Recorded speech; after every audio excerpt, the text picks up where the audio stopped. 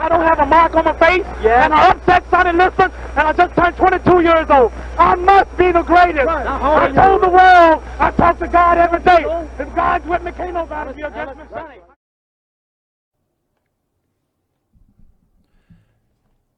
Hello, everyone. Welcome back to another episode of Deep Thoughts. It's a bright, beautiful, sunny day here today. As you can see with this major blowout behind me. It's the only way I can get the plaque in there. Today we have a very special episode. As all of these are in their own unique way. Just like we all are individually unique and special. Am I being a little bit Bob Rossi today? I don't know.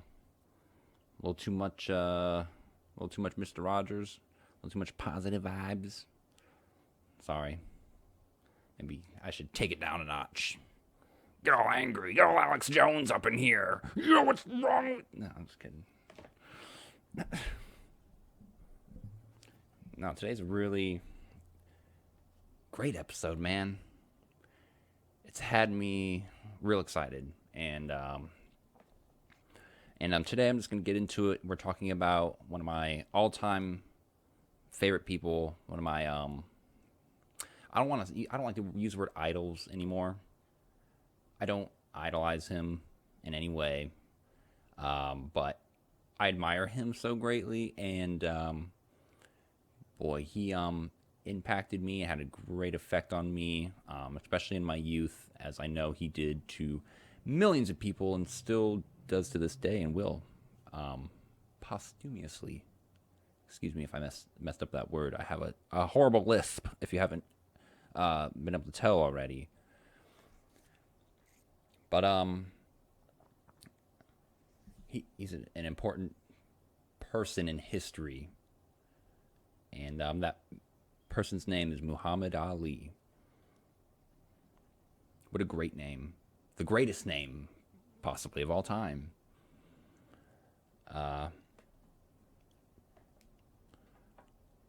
Good coffee.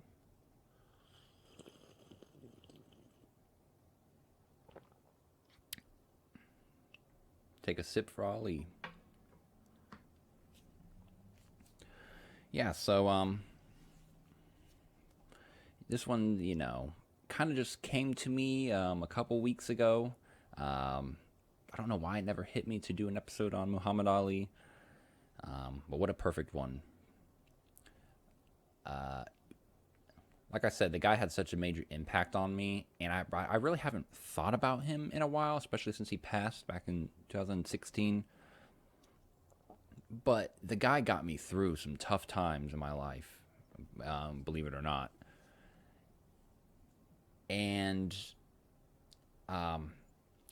only right that I take this opportunity to kind of pay my respects, give my due diligence.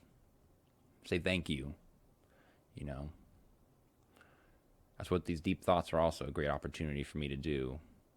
Because as I'm getting older, I'm kind of just realizing and reflecting and going back on some of the people and that I used to just really be into, And when I get into people, that is like real figureheads or historical people or people, I don't know, just that have had an impact in life and have a story, behind them. When I get into it, man. And I get obsessed with people, obsess over people and their stories, and I read as much as I can about them, and it's true fun. It's truly fun. I just, doing this Muhammad Ali episode has got me extremely nostalgic for how much fun I used to have just looking up things online about him to read. Picking out a book from the library about him to read, getting excited about that, about reading. And I hate reading. Anybody who knows me, I hate reading. But I always tend to like books, that are about real people, like autobiographies and things. Those are the books I get excited about the most. I love learning about people that I'm very interested in. Makes me super happy. And yeah, this Ali one just had me so nostalgic about how I used to just watch clips of him just over and over again, just sit in my room all by myself and just watch his clips, his fights, his interviews, and everything. And you know, it just had a huge impact on me.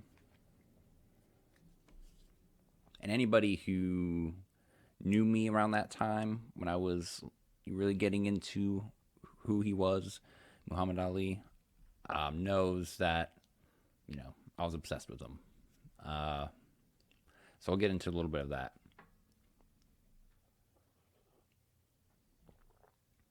So I got like really into Muhammad Ali sophomore year in high school when I was 15 when I just moved here from California.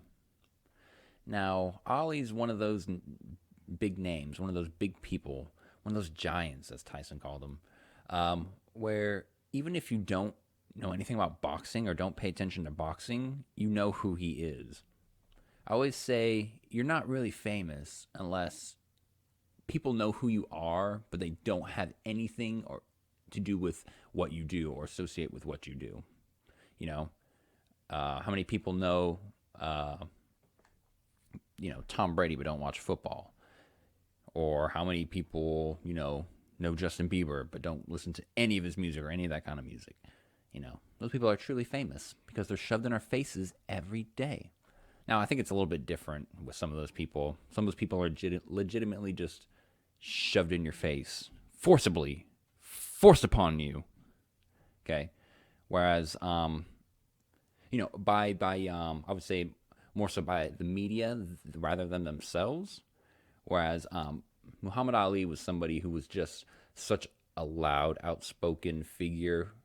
He was somebody who was more so determined to be heard, and you were going to hear him and know of him regardless, and he was going to make sure of that. There are just people in life sometimes, man, that just know. It's like they know they're going to be huge. It's like they know they're going to be, famous or impactful. Like they're going to do something big. I find something with that. I find that similarity with a lot of these famous people or people who have contributed a lot to society. There's a lot of buildup to them usually. Or there's something in them that senses greatness, or some people around them that sense greatness. Like, I don't know. A lot of that stuff, feels almost just, I don't know, I guess destined, It's the perfect word for it, destiny. But yeah, so I had obviously heard of Muhammad Ali before I really got into him because he was just one of those big famous names that you just heard of. Now, that's all I could probably take it to. I just heard of his name and I knew he was a boxer. I didn't watch boxing. I didn't pay attention to boxing. I didn't care about boxing. The only things I was really into at this time were football. I've kind of been, always in and out of basketball. And I was getting really big into skateboarding around this time too, which ended up kind of like, I don't know, coexisting together with me for a while. And then skateboarding kind of just like, I don't know, they kind of rivaled each other. There were two huge passions in my life. And, I wish I held on to both of them more now, today, but you grow up and become a grumpy old person and you forget about or stop caring about the the things that you used to care about. Sometimes, for some reason. But also that stuff always kind of sticks with you too, These things become like, not to ramble, but why not, Why not ramble a little bit? It's a beautiful early morning. Got some coffee in me. But, again, think about this Muhammad Ali stuff. It's amazing how many things you experience or get into or learn about or lessons that you learn when you're younger, or like I said, the things that you take interest in learning about, just about how it all comes together and molds you into who you are when you get older.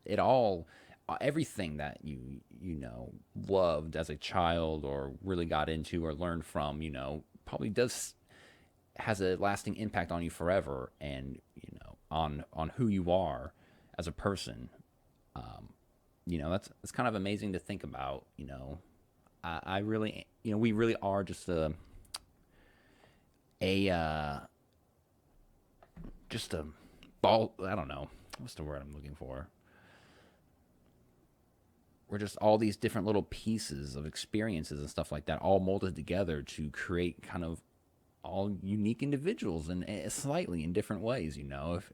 If that's even possible, or if that's even making sense. But I think that is what kind of keeps things spicy in life. That's how you're able to have 5 billion different human beings on this planet with in kind of at least somewhat individual personalities. Obviously, people are going to crisscross and find common interests and things like that, but nobody's exactly the same, right?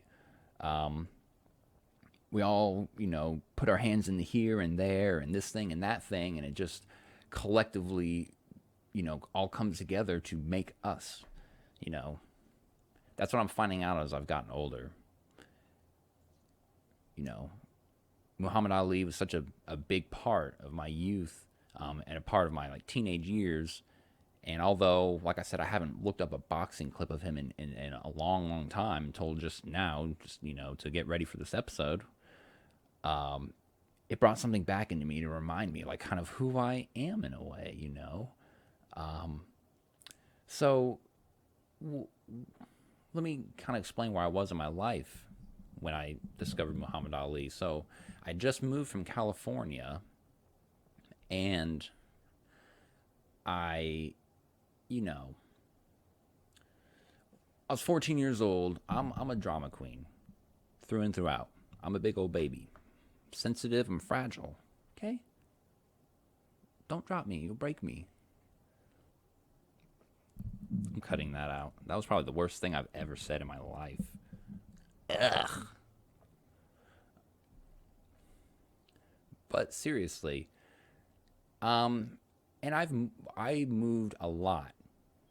Me and my family moved a lot when I was younger, and I was constantly changing from school to school. And I think this one, which happened to be the last one, because I've been stuck here for the last 12 freaking years.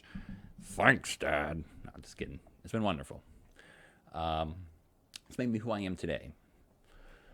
We moved here from California, I was 15, and I took it just really hard, and the change felt very much bigger and more drastic this time around. Probably because, again, 15 years old, lots of emotions and stuff going on anyways, but just when I had, made some friends and everything back in California, I felt like it was just kind of ripped away from me, and I had to start all over again, and there was a lot of bitterness and animosity in me. That built up and got channeled, outward through to the people around me. I was kind of a douchebag when I first moved here. I was a really big douchebag. I was a quiet douchebag most of the time, but I had just such horrible thoughts about people. I kind of just felt like I hated everybody around me at school. The new school I was going to here, and I didn't give anyone a single chance to be my friend, even though people tried. People were very nice to me. And I blew them all off because I thought I was better or something, or I just didn't want anything to do with anybody here. For whatever reason, it created this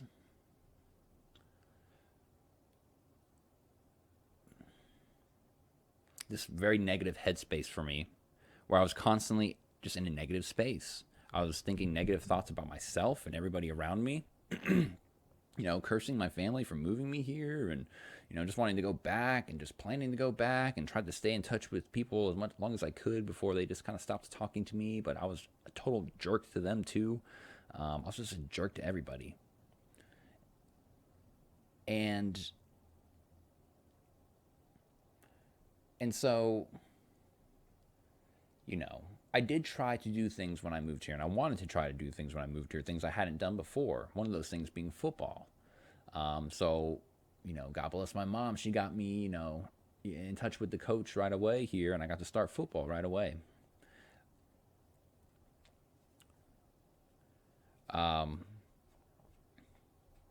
Football, again, just like making friends here, was I was such a jerk when it came to it. I didn't totally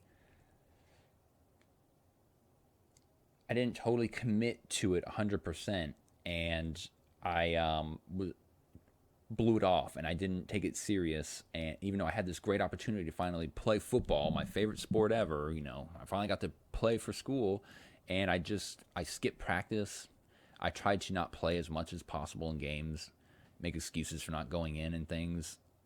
I didn't, I was lacking a lot of confidence at the time too. Um,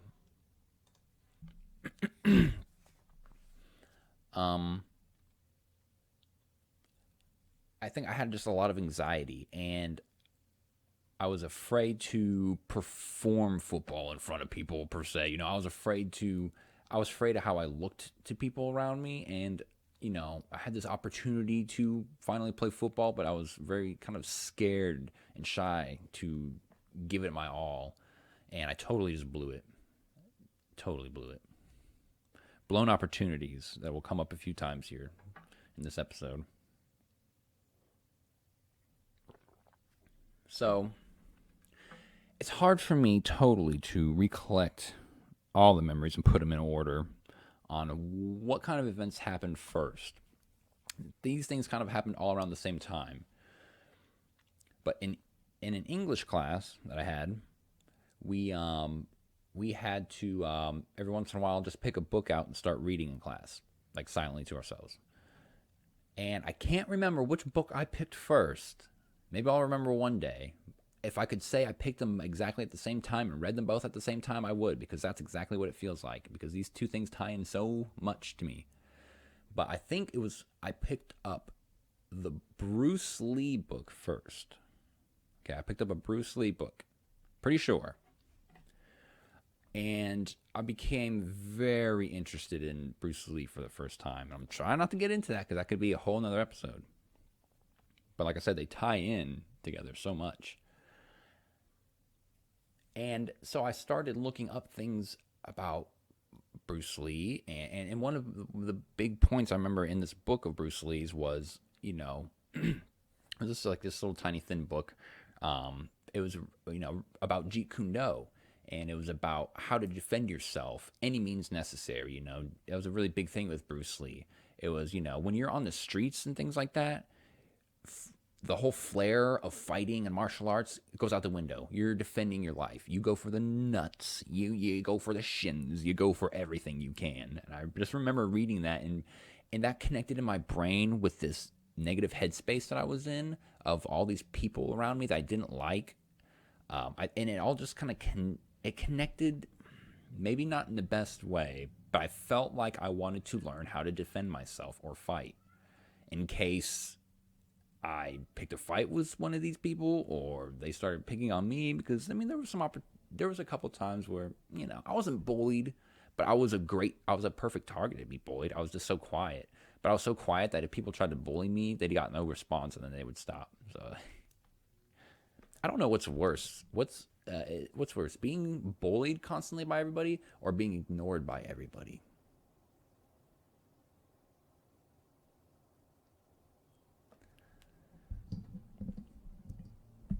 Good vibes. Yeah, so I wanted to learn. I started looking up YouTube videos in the early days where you could find anything. I looked up lots of martial arts videos and self-defense videos and Bruce Lee videos and all these things, and I started to try to teach myself how to fight and practice martial arts moves. And then I think this came after. I'm pretty sure that's how it worked out. In that same class, I had another opportunity to pick a book and read it. This time, it was a book, I believe, called The Greatest, a book about Muhammad Ali.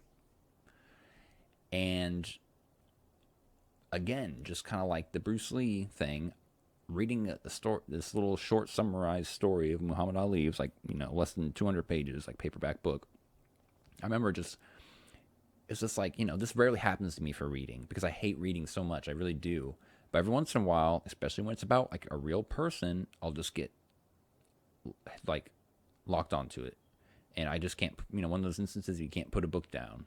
Again, I don't really know that feeling that often, but I've heard of it before where people just can't put a book down. I've never found that to be an issue to put books down. I can easily read one word of a book and put it down and totally be okay. I put books down all day, boy. But this was an instance where I just couldn't stop reading it. I just remember being so excited to turn the page, man. I took it home and just kept reading it. And my mom, I know, took notice of it and, saw that it was about Muhammad Ali. And she told me about how, she remembers him being Cassius Clay and everything. And I was like, yeah, that's what it says in the book. I was so excited, man. I was just enamored by him. Again, and it was about fighting, defending yourself. The story goes with Muhammad Ali that a kid stole his bike and he wanted to learn how to fight. And a cop, or a cop told him like he should learn how to fight if he wants to defend himself, or he should pick up boxing. And so he picked up boxing. So that was my thing. That was where my head was at. I was like, I want to defend myself and fight these bad people, these bad guys, because I just, again, was an idiot and just looked at everyone else as the bad ones, but it was me. I was the problem. So yeah, I just, again, and as I do when I obsess over things, I start reading about him online and looking up all his interviews and his fights and everything and learning about Bruce Lee and Muhammad Ali, but especially Muhammad Ali because of how he was, it gave me this confidence boost that I really needed. And I felt a lot more confident if, thinking about how Muhammad Ali is and trying to be like Muhammad Ali, and I was doing push-ups and sit-ups every day, and I was like training every day, I was shadow boxing in the mirror. Like I was totally into it. It gave me a great amount of confidence. Even if I wasn't going to fight anybody, getting ready for it, and feeling like I was the greatest. And, it like I said, it helped me a lot, getting through that tough time, pretty much just that tough year where I made it a lot harder on myself than I needed to. But I really fell into, Muhammad Ali and coped with it through him.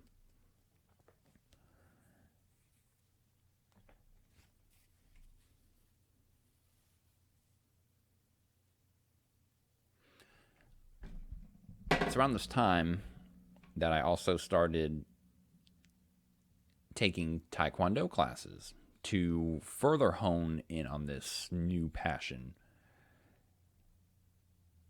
And I'm going to tell you this, Muhammad Ali, sir, you ruined Taekwondo for me. You ruined Taekwondo for me. You ruined formulated fighting for me.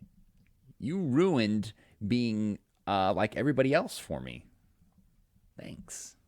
Thank you for that. And I owe that to Bruce Lee as well. Because when I got into Taekwondo and the further I got into it, you see, when I got into Taekwondo, I was already watching videos on martial arts. When we got to crescent kicks in Taekwondo, I already knew how to do them. I already told the teacher, oh, this?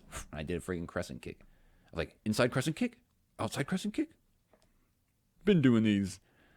Like, I was already a little bit ahead of the curve in a way. And I learned a lot from Taekwondo. I did, and I did, things by the book, the way that they wanted me to do them for the most part. When I finally got to green belt level and was able to start practicing sparring, as well as I was doing a little bit of Krav Maga too, which is more ground fighting, but that's a little bit more, I would say, relaxed. It's not so, this form and that form. But when we got into sparring, I was like, oh, this is it. I can finally be like Muhammad Ali. I can fight how I want. So when we would practice sparring, here's everybody getting in their stances, and here's me, bro, standing straight up, hands down. And I'm moving my feet, moving my arms and everything. Swear. Because what really also got me so hooked on Muhammad Ali, one of the first clips I saw of him was a clip of him fighting Cleveland Williams. And if you haven't seen it, you got to watch. You got to watch the whole fight, but even just a little bit of it. Dude, Muhammad Ali dances on Cleveland Williams, literally dances on him. And I didn't know this is what Muhammad Ali kind of became known for, this and the Ali Shuffle. He danced around people. He literally danced around people. And I found that so beautiful and so amazing. I would watch his video clips of him moving his feet, and I would just do that in my room. Practice, just dancing on folks. Just moving my feet just like him, moving my arms just like him. And so when it got to sparring time, that's what I tried to do. And my teachers and people I was sparring partners shut it down. They told me I wasn't supposed to do that. I had to get into the right sparring form. And this created a conflict with me and my dad and the Taekwondo teacher who knew my dad personally. And it got to a point where, and this is what made me quit Taekwondo, amongst some other things, but mostly this. In class one day, before we were going to get started, the teacher stood up there and we were going to get practicing sparring, and he had to make sure everyone knew. Now listen, guys, when we do this, we got to make sure we do it the correct, safe way. Hands up in front of our face, okay? None of us are Muhammad Ali. And I didn't see him look at me, dude. But I knew he was talking about me. So I quit. Because I wanted to dance on fools. Now again, I could chalk up Taekwondo to be another big failure of mine. Big missed opportunity. I should have just stuck with it. I should have just done it the way they wanted. I also had extreme anxiety again there. Again, I was trying to find my confidence, trying to find my, myself in a way. I sucked at sparring. I took blows that I easily saw coming, and I just wouldn't block them because I'd freeze up. I was terrible. Again, I came with a lot of just lack of confidence, but I bet you, man, if I just would have stuck with it and kept practicing, I could have been a savage because that's what I wanted to do. I wanted to be a savage. I wanted to go to tournaments. I wanted to beat the crap out of people. And then when I was told I couldn't dance like Muhammad Ali, I quit.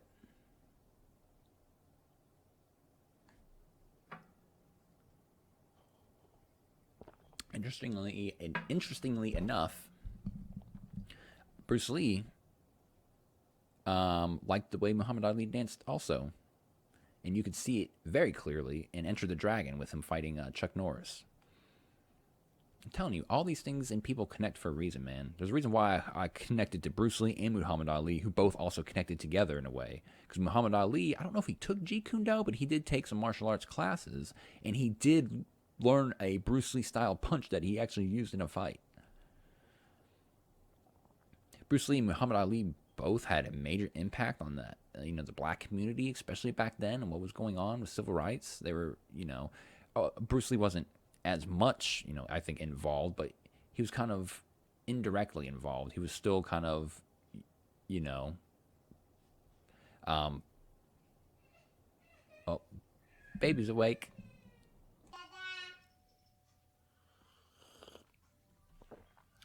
And we're back. Misia's up and popping. Now the episode's really started.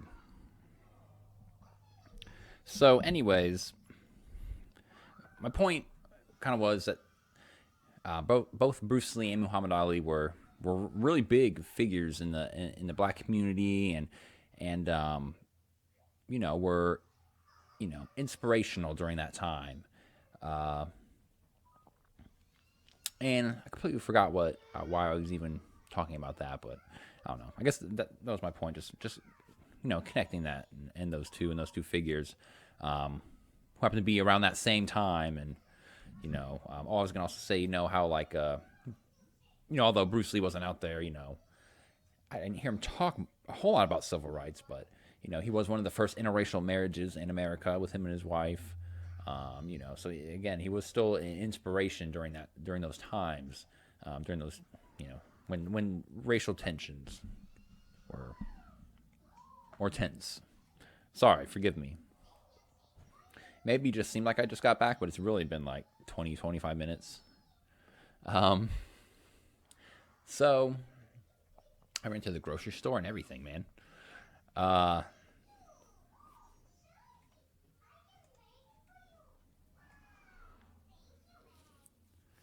So that's really the basis of. Hey, baby girl. Ooh, careful. You're looking a little wild, so we won't get you in the shot. That's really, that's kind of like my Muhammad Ali story.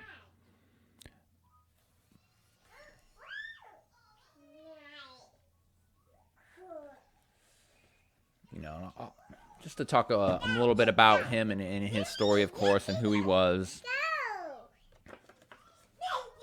Who's that? Your cousins? Your cousins.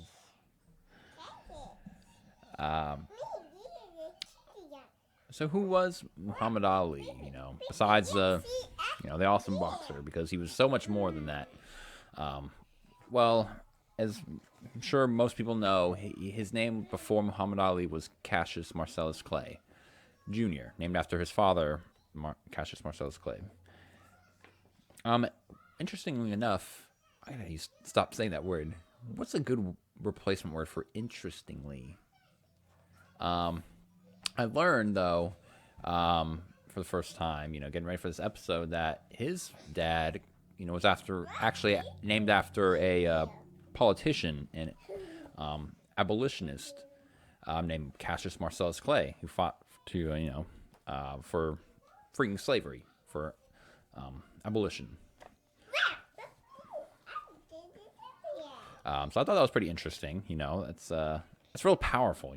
That by itself, then, kind of, Cassius, Marcellus Clay already had, kind of like a powerful meaning. But as Muhammad Ali would say, that was his name before he was set free. That was his slave name. Changing his name was a very important thing for him.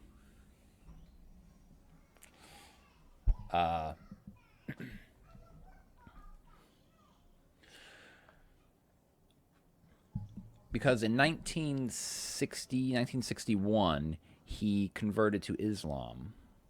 And that was a very big deal, I would believe, back in the early 60s when, of course, civil rights, was a big thing going on, and equality for black people in America. That was a huge fight. Let alone did anyone really talk about Islam, I feel like. But that ended up being also a big part of the conversation, and a big part, I don't know about big part, but it was again, sorry to speak from some ignorance here. This is not my forte, the civil rights of the early 60s, I know a bit about it in JFK, but, and Martin Luther King Jr. and stuff, I'm just sounding so stupid right now.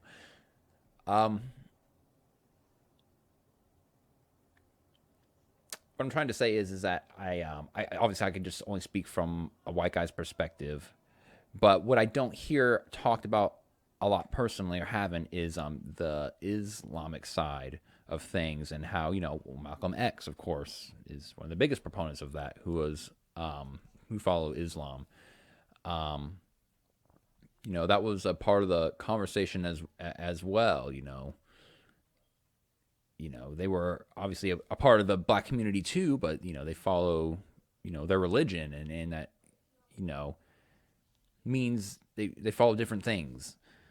Not to say they weren't fighting for the same thing, because they were.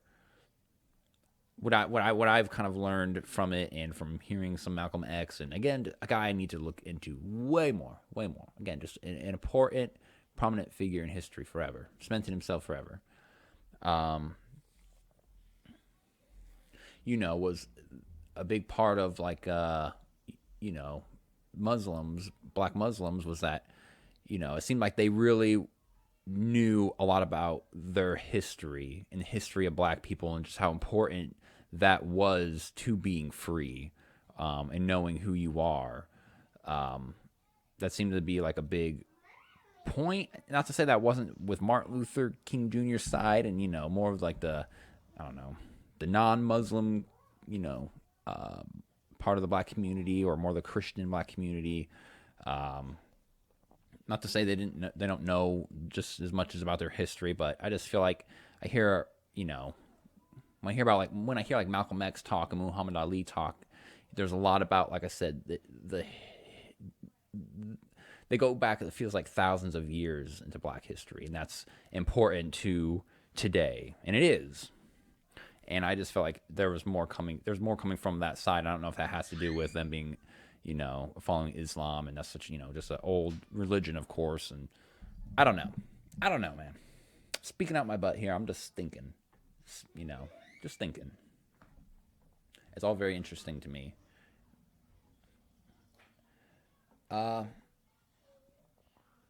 So he changed his name to Muhammad Ali. Muhammad being like most praised, and Ali being like high, or like most highly.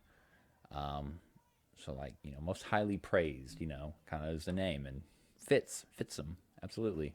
So for somebody to pick such a name like that, what confidence, right?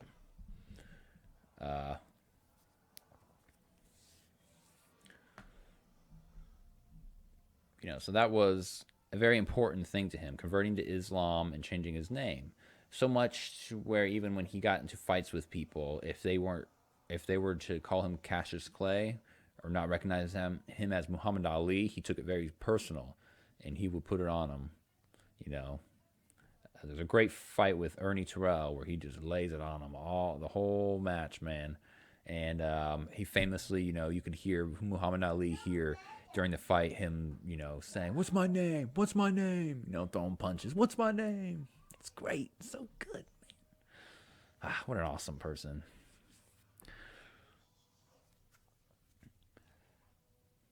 So, of course, when I was 15 and I was learning about him, he really helped me gain a lot of confidence in getting through a hard year.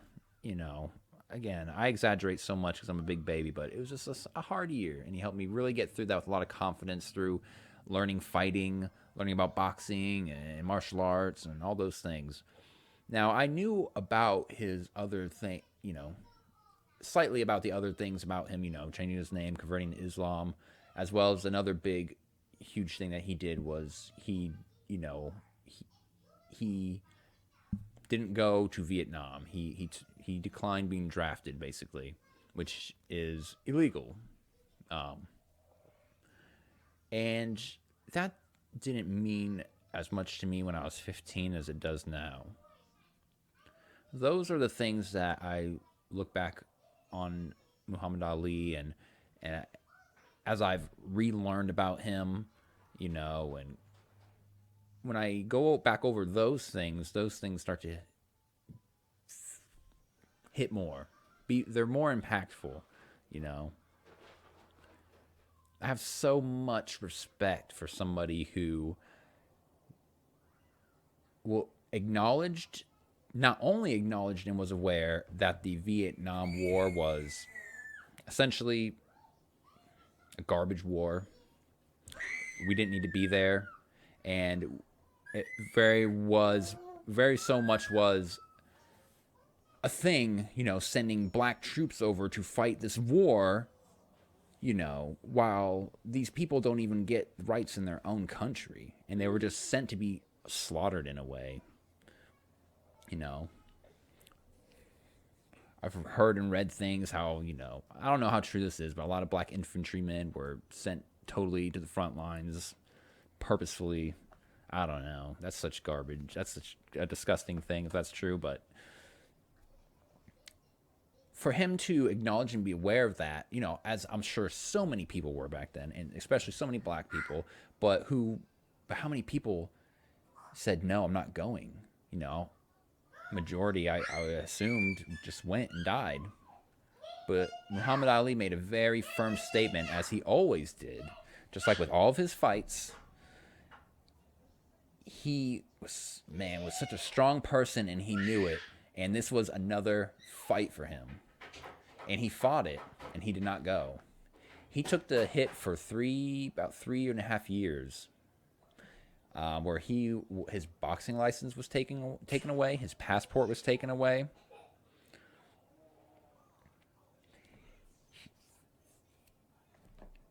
I'm getting a little bit ahead of myself, though, too. We'll need to take a step back. But if I can kind of wrap that thought up,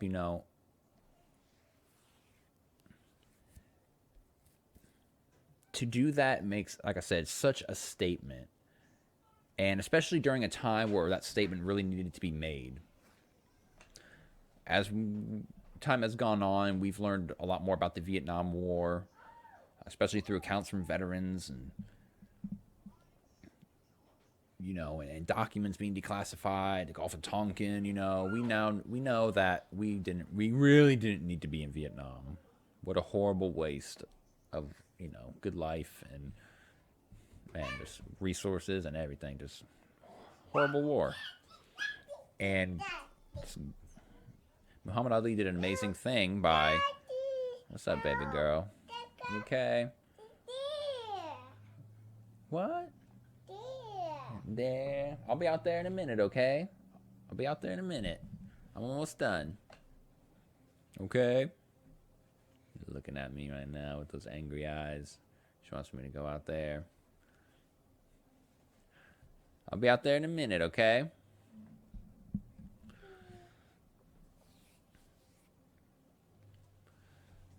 So, make sure it's not crooked.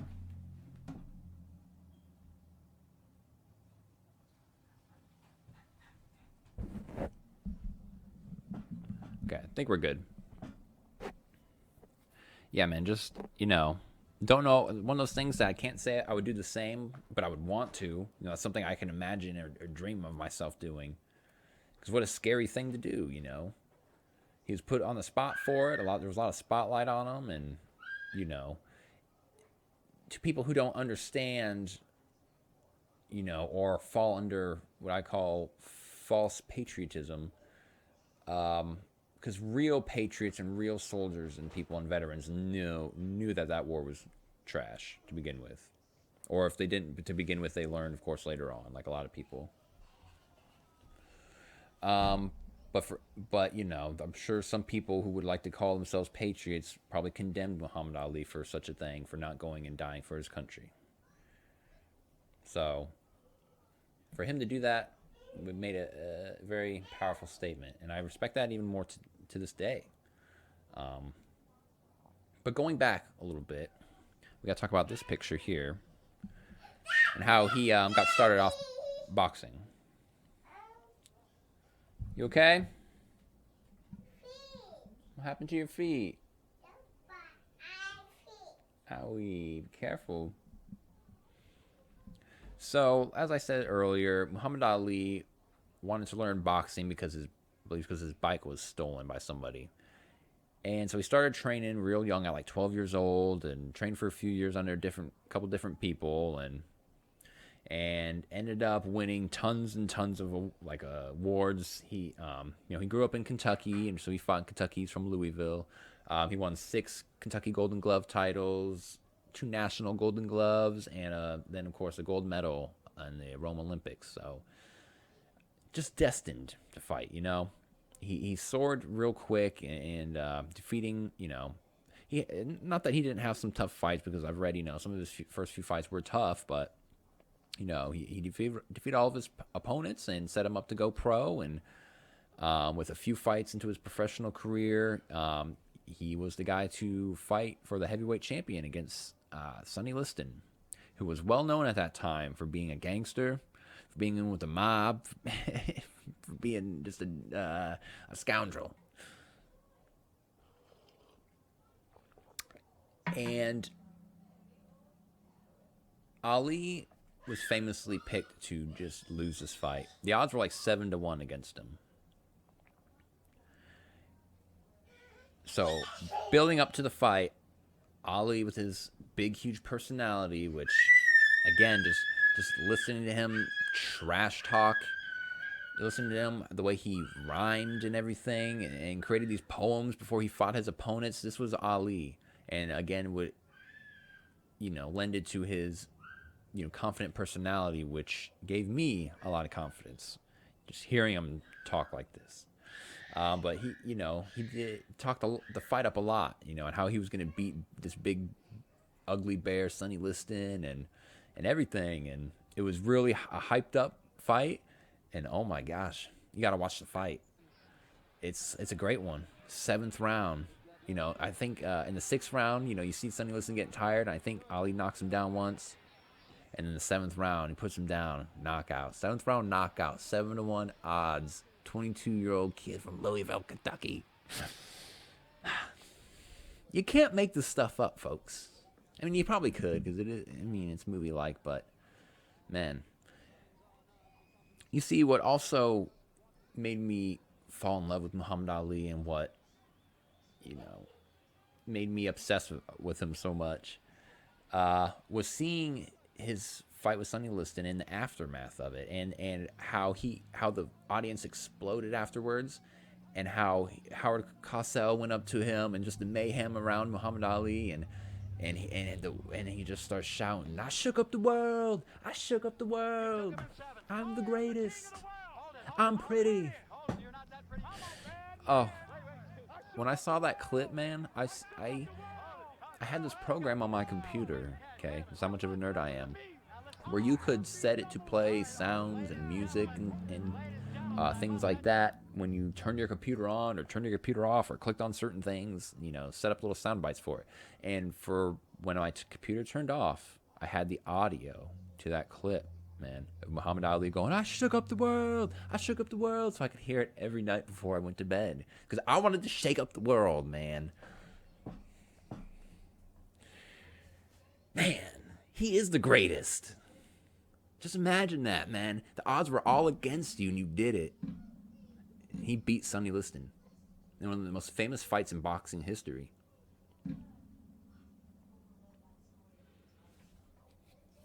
Man, powerful stuff, dude. So that's what really set up his major boxing career, Getting that title against Sonny Liston. And Sonny Liston, being the scoundrel he is,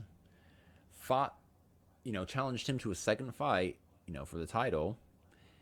And Sonny Liston goes down in a first-round knockout with the Phantom Punch. It's hard to tell, and it's actually been a while since I've seen it, but I know it's hard to tell if Ali really hit Sonny Liston because it doesn't look like he does. But I have read a lot of things that say that that actually, if you slow it down enough, you can see that Ali just hit him with a real quick one. But was it enough to knock him out? Probably not. It's very widely theorized that Sonny Liston took a dive in that fight to pay off some debt in the mob. And I believe it. This famous picture here of Muhammad Ali standing over Sonny Liston is when he knocked him down in the second fight. And what he's yelling over him is, "Get up! Get up!" Because he knows he was faking it. But anyways, it's another famous fight. So before, let's see, are there any other good fights? There's lots of other good fights, with, Brian London, and like I said, Cleveland Williams is a good one. Ernie Terrell, all these fights leading up to, 1966 when the draft is happening, and that's when he turns it down. He says he's not going to Vietnam. So that started like a 3-year fight to like 1970, like legal battles before the Supreme Court finally turned it over, I think in 1971. But in between that time, there was no Muhammad Ali boxing, man. Just a whole lot going on politically, a whole lot going on with the Vietnam War, and Muhammad Ali was fighting one of the biggest fights ever.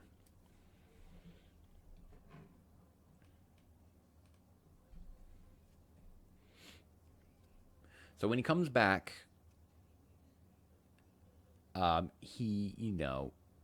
everyone's real excited for him, of course. He gets into he gets a few matches and he gets a few wins under him. And that sets him up with the next fight, big fight for the heavyweight belt against Joe Frazier, was really big at this time. And it's another great fight, but you notice a difference here with Muhammad Ali and how he used to fight before the whole draft Vietnam stuff happened to him. He doesn't, dance around as much, and he leans on the ropes more and takes more hits. People say this is because he's a little more out of shape. But he did end up, and I think that might be true, but he did end up, because he's such a genius, turning this into a valuable strategy in his fights later on. It would win him some amazing fights, as we'll talk about. And but he ended up losing that fight, his very first loss ever, to Joe Frazier. It probably had to hurt a little bit, But Muhammad Ali, as you go back, there's not too many fighters he really hated. Maybe the ones that wouldn't call him by his name. Joe Frazier was one of them at first, but by the end of it, usually he talks very highly of all the people he fought with, and with a lot of respect.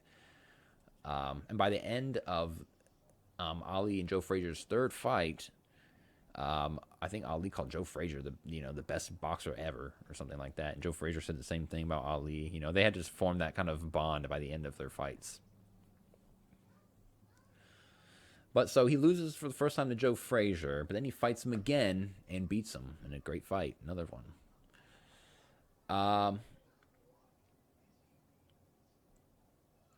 And during that time, sorry, I might have some timelines a little bit out of here, like fights in the wrong order or whatever. But after Ali lost to Joe Frazier the first time, Joe Frazier got beat by George Foreman, who we all know as the grill guy now.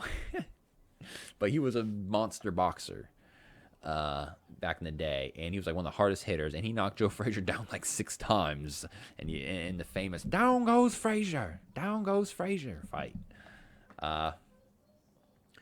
So Ali challenges Foreman for the belt, man. I believe, and this is for the third time. Ali will have the belt, because he got it for the second time from Joe Frazier, I believe, and then lost it again. I'm sorry, it gets a little hairy around here for me. I should know these things, but he fights George Foreman in an extremely famous fight in Zimbabwe called Rumble in the Jungle, marketed by the famous Don King. And again, just an amazingly famous fight. Ali was training in Africa at this time before the fight, and of course, there's extreme humidity there, very hot, and so that, of course, conditioned him in a certain way to be ready for this fight. The kids in the streets would run with him and chant "Ali Boumaye, Ali Boumaye," which means "Ali, kill him." People loved Muhammad Ali. He had the name the People's Champion for a reason. Everybody rooted for him. Everybody, dude. And in an amazing fight where he leans on the ropes and what is now dubbed as the famous rope-a-dope, he takes a beating for several rounds by George Foreman until George Foreman tires himself out, and Muhammad Ali starts fighting back, and boom, knocks George Foreman down, dude. To see big old George Foreman tumble, man, oh, that's incredible. And then the crowd goes wild, man. Another amazing, amazing fight by the greatest. So then you had Thrill in Manila. That's the third Joe Frazier fight, which is a great fight. But after that, as what happens to boxers, it's hard to stay in shape that long. And of course, he lost 3 years out of his prime. Can we think of another athlete or at all that has had to suffer that is in their prime, and then all of a sudden something cuts it short for several years, and then they have to try to come back? That's hard for an athlete to try to do. Adrian Peterson comes to my mind. He was several years into his career, though, I feel like, before. But he was still running so good, and then he went through a lot of stuff, and I feel like he didn't come back the same. Jamal Lewis is another one. Again, I just know football mostly. He went to prison for a while, came back not the same. it's hard. It's hard to stay in that shape and in that mindset and everything. And you know, that might have affected Muhammad Ali's career because after that he still had a few other good fights, but ended up losing the title and his started to lose more fights, just a few more. Lost 6 altogether. I believe it was like 56 and 6 or something like that. 61 and 6, 56 knockouts.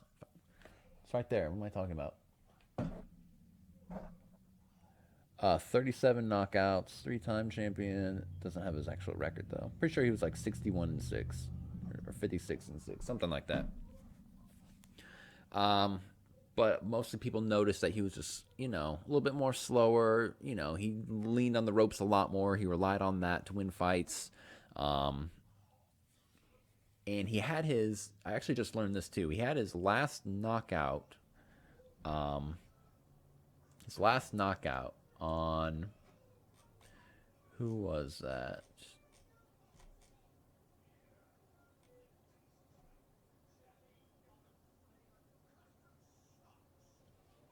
See if I can find that real quick. Richard Dunn.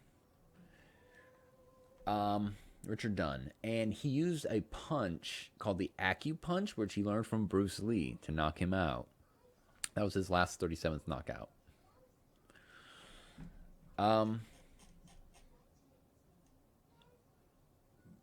Yeah, he was 56 and 5. 56 and 5.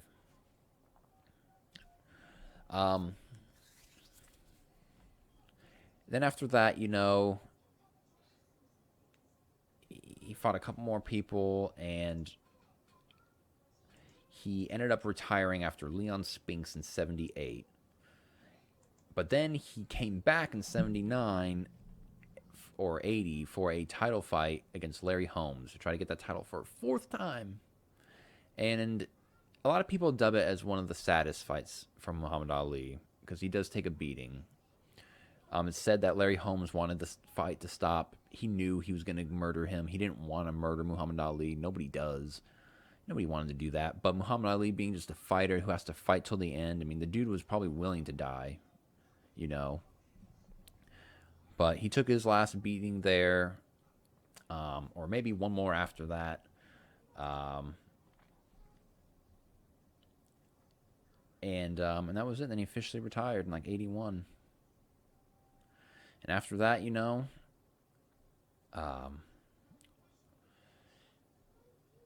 well, it's also, we'll have to talk about how Muhammad Ali got Parkinson's disease.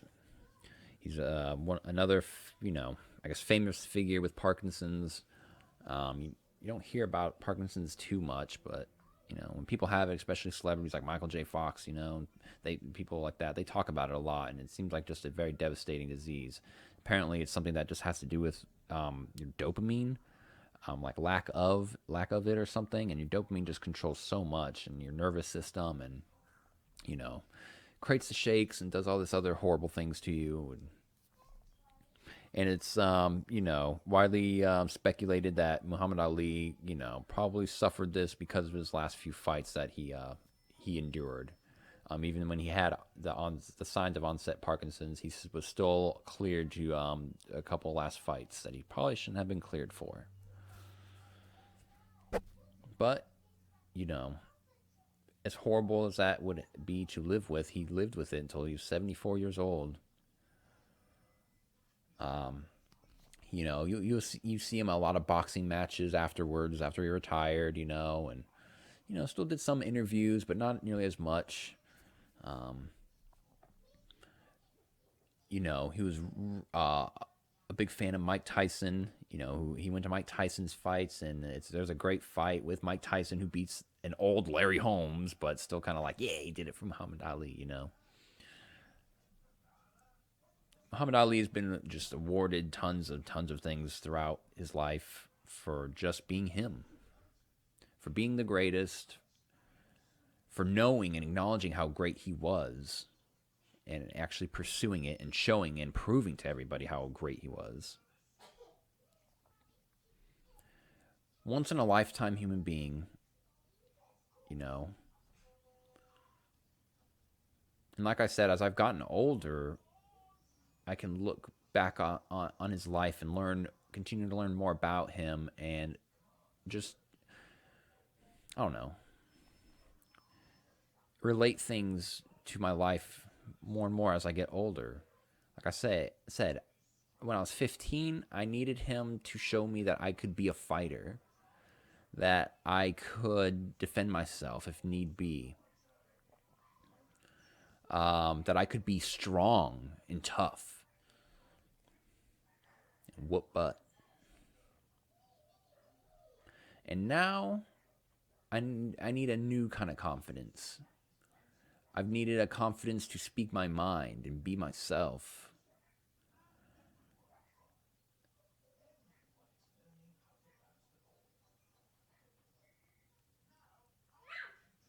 You know, to be truthful and honest, and you know, when things are messed up and wrong, to make a clear statement that things are messed up and wrong, and I'm not gonna, you know, give in. I've had a few fights in my life, you know, some that still continue to this day, and I'm always gonna look back at Muhammad Ali and listen to him proclaim he's the greatest and how he shook up the world. Watch him train and watch him fight and watch him dance. And I'm going to learn and continue to learn to fight my battles. And I'm going to keep fighting. And I'm going to keep kicking butt.